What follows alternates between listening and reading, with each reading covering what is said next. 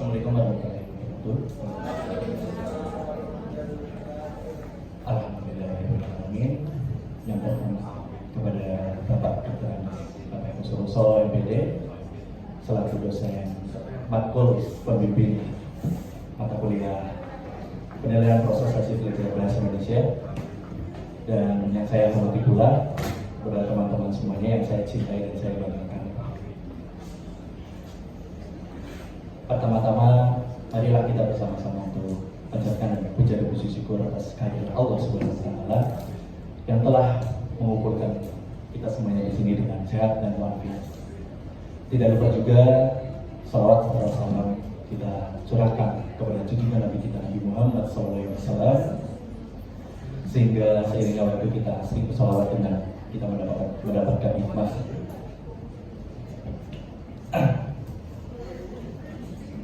Untuk yang mulia, amin. Lalu ada pun susunan acara ini. Yang pertama adalah pembukaan, lalu yang kedua ada penyajian materi, yang ketiga sesi tanya jawab, dan yang terakhir adalah sebelumnya perkenalkan kami kelompok 9 dengan saya sendiri sebagai moderator Teguh pertama, lalu ada Ara sebagai presenter dan Salsabila sebagai sekretaris. Untuk Mbak Ara sebagai penyaji materi, untuk waktu dan tempat kami persilakan. Terima kasih Mas Tegar atas persilakannya. Assalamualaikum warahmatullahi wabarakatuh. Waalaikumsalam warahmatullahi wabarakatuh. Perkenalkan, nama saya Ratri Dia Maharani dengan NIM akhir 28. Di sini izinkan saya untuk presentasi hasil kerja saya. Yang pertama, penilaian proses hasil belajar. Menurut Dimyati dan Mujiono pada tahun 2006 halaman 3-4 menyebutkan penilaian hasil belajar merupakan hasil dari suatu interaksi tidak belajar dan tidak mengajar. Dari sisi guru, tidak mengajar diakhiri dengan proses evaluasi hasil belajar. Dari sisi siswa, tidak belajar merupakan berakhirnya pengajaran dari puncak proses belajar. Lalu menurut Hamalik 2011 mendefinisikan penilaian hasil belajar sebagai suatu kegiatan yang melibatkan pengumpulan data dan informasi mengenai hasil yang telah dicapai oleh peserta didik dalam proses pembelajaran. Jadi, penilaian proses hasil belajar adalah suatu proses yang digunakan oleh guru untuk mengukur dan mengevaluasi pencapaian dan serta kemajuan siswa selama mereka mengikuti suatu pembelajaran. Dalam hal ini melibatkan pengumpulan data, analisis, dan berbagai jenis bukti seperti tugas, ujian, dan proyek. Tujuannya yaitu untuk menilai sejauh mana siswa telah mencapai tujuan pembelajaran yang telah ditetapkan. Penilaian ini tidak hanya fokus pada hasil akhir saja, tetapi juga memperhatikan perkembangan dan upaya siswa selama proses pembelajaran. Lalu dengan adanya penilaian proses hasil belajar ini dapat membantu guru dalam perencanaan pengajaran dan mengidentifikasi area yang perlu diperbaikan dalam proses pembelajaran. Area yang dimaksud ini adalah seperti materi yang siswa kurang paham dan sebagainya. Selanjutnya ada penilaian. Menurut Arifin 2013 halaman 4, penilaian adalah suatu proses atau kegiatan yang sistematis dan berkesinambungan untuk mengumpulkan informasi tentang proses dan hasil belajar peserta didik dalam rangka membuat keputusan-keputusan berdasarkan kriteria dan pertimbangan tertentu. Yang dimaksud dengan kegiatan yang sistematis dan berkesinambungan adalah suatu proses atau kegiatan yang dilakukan secara teratur atau terstruktur dan keberlanjutan. Selanjutnya, menurut Griffin dan Nix 1991, penilaian merupakan suatu pernyataan berdasarkan sejumlah fakta untuk menjelaskan karakteristik seseorang atau sesuatu. Jadi, penilaian dapat diartikan pengumpulan data dan informasi atau kegiatan menafsirkan data hasil pengukuran kemampuan yang dimiliki oleh peserta didik yang yang digunakan untuk membuat keputusan terkait dengan pencapaian tujuan pembelajaran. Contoh, seorang guru memberikan ujian tengah semester atau ujian akhir semester atau ulangan harian kepada siswanya. Ini merupakan bentuk penilaian dalam bentuk tes, dan nanti hasil dari tes ini akan terkumpul datanya, dan hasilnya apakah kemampuan siswa itu sudah mencapai tujuan pembelajaran. Next, evaluasi. Menurut Jemari Mardapi 2008 halaman 8, evaluasi adalah salah satu rangkaian kegiatan dalam meningkatkan kualitas serta kinerja atau produktivitas suatu satuan lembaga dalam melaksanakan suatu program. Lalu menurut William Amorens tahun 1984 halaman 10, evaluasi adalah proses penggambaran dan penyempurnaan informasi yang berguna untuk menetapkan alternatif.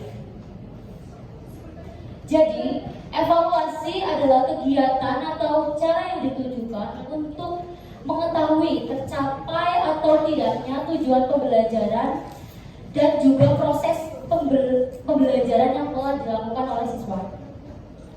Evaluasi pembelajaran pada dasarnya bukan hanya menilai hasil belajar saja, tetapi juga proses-proses yang dilalui oleh pendidik dan peserta didik dalam keseluruhan proses pembelajaran. Contohnya, seorang siswa diberikan kertas evaluasi dari gurunya mengenai efektivitas pembelajaran dan pengajaran guru selama di kelas. Dengan begitu, guru akan tahu siswa tersebut mendapatkan kesulitan pemahaman materi atau bahan ajar selama guru itu mengajar di bagian mana. Selanjutnya, asesmen.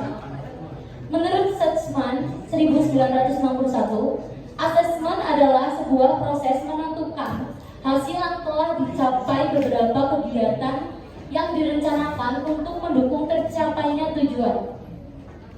Lalu menurut Nana Sujana, asesmen adalah proses memberikan atau menentukan nilai kepada objek tertentu berdasarkan suatu kriteria tertentu.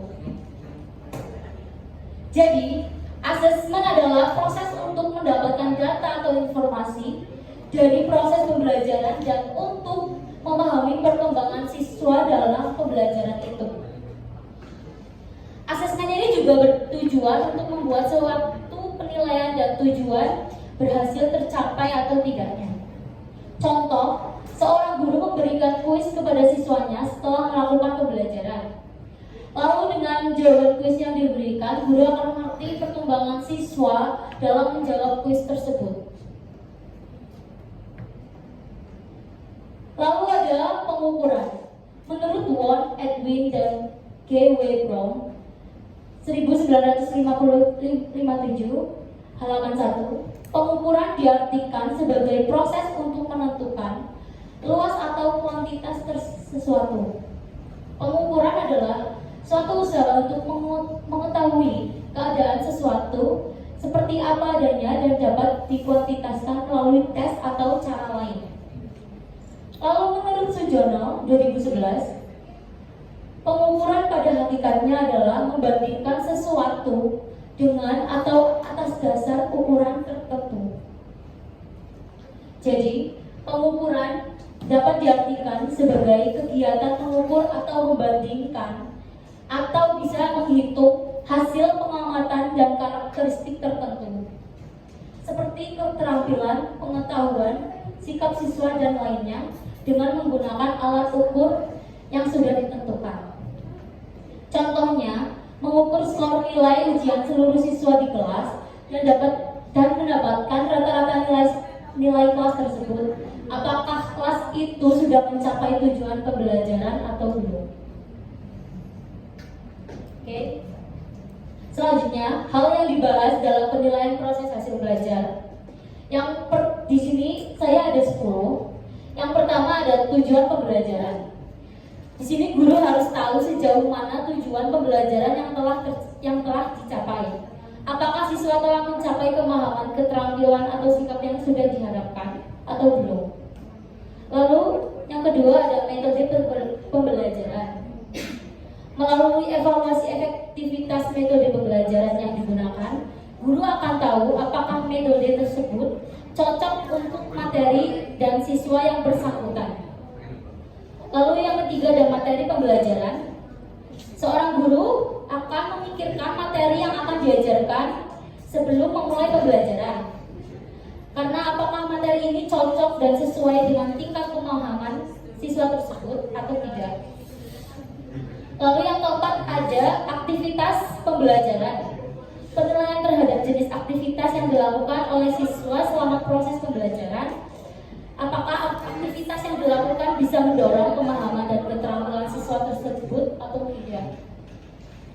Lalu yang keempat ada kinerja siswa. Yang kelima ada kinerja siswa. Ini dilakukan melalui tugas, ujian, atau proyek-proyek dan sebagainya. Dengan begitu, apakah siswa telah menunjukkan pemahaman dalam penerapan materi dengan baik atau tidak? Lalu yang keenam ada partisipasi siswa. Seorang guru akan mempertimbangkan sejauh mana keaktifan siswa dalam pembelajaran. Apakah mereka terlibat dan berkontribusi dalam diskusi atau tidak? Lalu yang ke-7, umpan balik. Seorang guru memberikan umpan balik kepada siswa tentang kinerja mereka, begitu pula sebaliknya. Lalu yang ke-8 ada kepuasan siswa.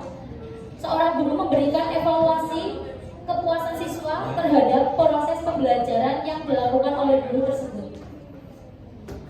Yang ke-9 ada perbaikan pembelajaran.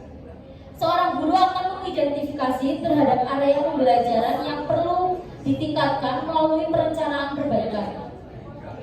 Yang ke-10 yang terakhir adalah evaluasi diri. Seorang guru juga perlu mengevaluasi diri terhadap metode mengajar dan strategi yang digunakan. Yang terakhir ada contoh penilaian hasil belajar. Di sini ada dua, penilaian pengetahuan dan penilaian sikap. Nanti bisa di situ bisa diisi dengan nilai yang di bawah di keterangan itu bisa diisi dengan 4 sangat baik, 3 baik, 2 cukup, dan 1 kurang. Sekian presentasi dari saya. Bila ada kata yang kurang berkenan di hati kalian semua, saya minta maaf. Wassalamualaikum warahmatullahi wabarakatuh.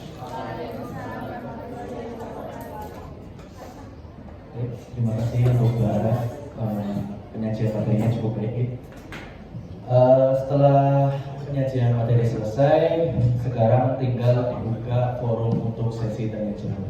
Untuk sesi tanya jawab itu sendiri ada dua penanya gitu. Jadi dua penanya cepat ibaratnya. Jadi silakan mau yang bertanya, monggo. Baik, dari Mbak Natasha dan Mbak Rosita, selamat. Pertama, saya Natasha Aulia Dirinya dengan jumlah 10 ingin bertanya. Tadi di awal PPT kan ada topik tentang interaksi tindak belajar dan tindak mengajar. Lalu bisakah dijelaskan kembali apa yang dimaksud dengan interaksi tersebut? Terima kasih.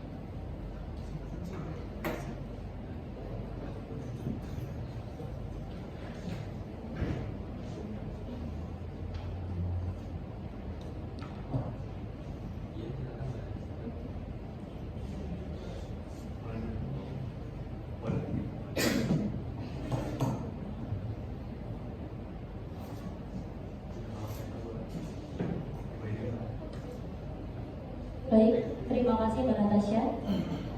Saya akan menjawab pertanyaan dari Mbak Natasha terlebih dahulu. Jadi, interaksi tindak belajar dan tindak mengajar ini adalah suatu proses interaksi yang terjadi antara guru dan siswa dalam proses belajar mengajar. Di sini yang menjadi tindak belajar adalah siswa dan guru sebagai tindak mengajar. Tindak belajar adalah kegiatan yang dilakukan oleh siswa dalam rangka memperoleh pengetahuan, keterampilan, dan sikap yang diinginkan. Sedangkan tindak mengajar adalah kegiatan yang dilakukan oleh guru dalam rangka membantu siswa memperoleh 3 hal yang tadi saya sampaikan, yaitu pengetahuan, keterampilan, dan sikap yang diinginkan. Jadi kedua interaksi ini saling bersangkutan satu sama lain untuk mencapai tujuan pembelajaran. Begitu, Mbak Natasha? Oke. Yang kedua, pertanyaan dari Mbak Radhika, silakan. Perkenalkan, saya Radhika Firanti Anityas dengan NIM 24. Mengapa asesmen penting dilakukan oleh guru dalam proses pembelajaran? Terima kasih. Baik, terima kasih Mbak Radhika atas pertanyaannya. Asesmen ini merupakan hal yang sangat penting ya untuk kegiatan yang tidak bisa dipisahkan dari pembelajaran. Namun harus diingat juga bahwa asesmen ini bukanlah sekedar untuk mendapatkan nilai yang nanti digunakan untuk mengisi rapot saja, tetapi untuk mengetahui sejauh mana pemahaman peserta didik pada pelajaran tersebut. Asesmen ini juga berguna sebagai pedoman guru dalam menentukan strategi pembelajaran yang cocok sesuai kebutuhan peserta didik. Begitu. Jadi untuk sebenarnya tidak hanya asesmen yang penting, namun penilaian, evaluasi, asesmen, dan pengukuran semuanya itu penting bagi untuk mencapai tujuan pembelajaran. Terima kasih.